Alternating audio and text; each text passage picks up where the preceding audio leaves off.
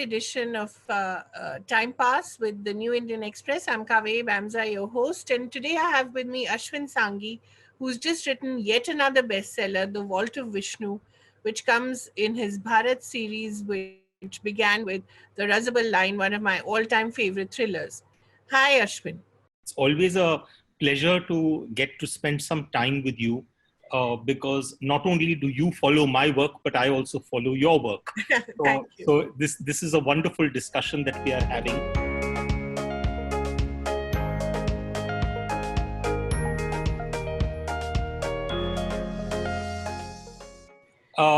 As far as these uncanny connections, honestly speaking, sometimes I wish that I wouldn't be proved right, because when I wrote the Rosabal Line, which was my very first novel, I had no idea that the 26/11 attacks were going to happen, yet I was talking about a possible attack of that nature. And when I wrote The Vault of Vishnu, I knew that it was going to be based upon science and technology in China, but I never realized that these events would unfold later. So sometimes I really wish that I wasn't proved right. It's a little spooky, a little eerie. But to get so many of the details right as well, even in Razabal, the fact that it would happen with a ship, and it would happen by sea, and it would happen with a form of LET, and here as well, that there's this potion and. So I could land myself into a lot of trouble because one could very well turn around and say, hey, listen, what do you have something to do with all of this? So let's just leave it at this, that probably I think to a certain extent, Kaveri, what happens is that you have fact which influences fiction. And then that very fiction then tends to influence fact again. And it's that endless cycle which goes on. So I think when I was talking about probably the biotech labs of China and the Vault of Vishnu, probably I must have been influenced by existing stuff that was already out there in the public domain. Right. Just that now it's come sort of back to bite us in some ways. So it's pretty much that vicious cycle. Let's talk a little about India and China, two great rivals, but also we've had such a history. We've shared such a long history. Talk a little about that, because your book gives us a fabulous insight into that.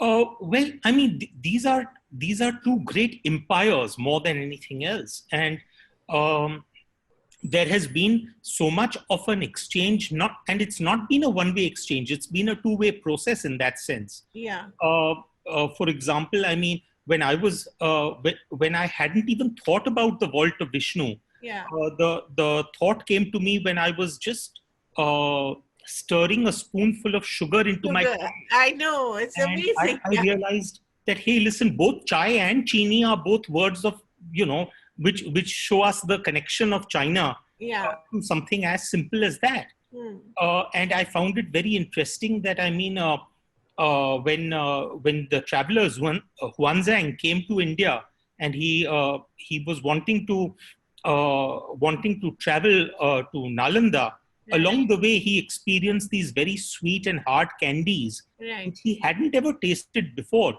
And so he made up his mind that he would carry them back for the emperor, because he had left China without approval, without official permission from the emperor. So in order to sweeten his return, he took back this candy for the emperor, which means that he wasn't exposed to the taste of sugar at that given point of time.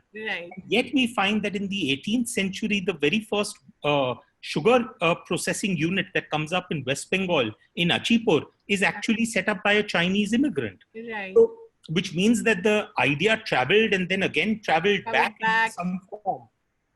You see the same with Buddhism. I mean, you have the White Horse Temple in Loyang, which is created in order to mark the spot where two Buddhist monks from India came to China along with some of the original manuscripts from Buddhism. And they spent the next several years translating them into Mandarin. And all these manuscripts were loaded on a white horse, and that's why it's called the White Horse Temple. And you can Okay. see also two structures, which are the houses which were built for these monks, Right. where they lived. And of course, from China, Buddhism then traveled to the rest of the world. Right. uh, think about something like the world of martial arts. I mean, Yeah. when you travel to Shaolin, Yeah. and it's so interesting because one of the statues at a very prominent location in Shaolin, in the monastery of Shaolin, is the statue of Bodhidharma. And Yes. of course, if you ask any average Chinese person about Bodhidharma, they know exactly who he is. But Right. in India, if you ask people about Bodhidharma, they don't know too much. They Right. think that I'm referring to the Buddhist faith, Right. Bodhidharma. Right. That's what they think Bodhidharma is, but it's Right. actually a Pallava prince who Right. traveled to China and then landed up in Shaolin and wanted admission out there. And the abbot of Shaolin thought of this man as a very wild and unruly sort, and so he did not grant him admission. Hmm. And then he was so obstinate that he sat outside the monastery in a cave for 9 years in meditation. Right. Then finally, 9 years later, the abbot had to grant him admission. And when this monk went back into Shaolin, he taught the other monks the routine that he had developed in Right. order to keep his body moving, in order to keep his circulation going, in order to keep his muscles flexible. Right. And that was actually a combination of Silambam, Kalaripayattu, and yoga and yogic breathing.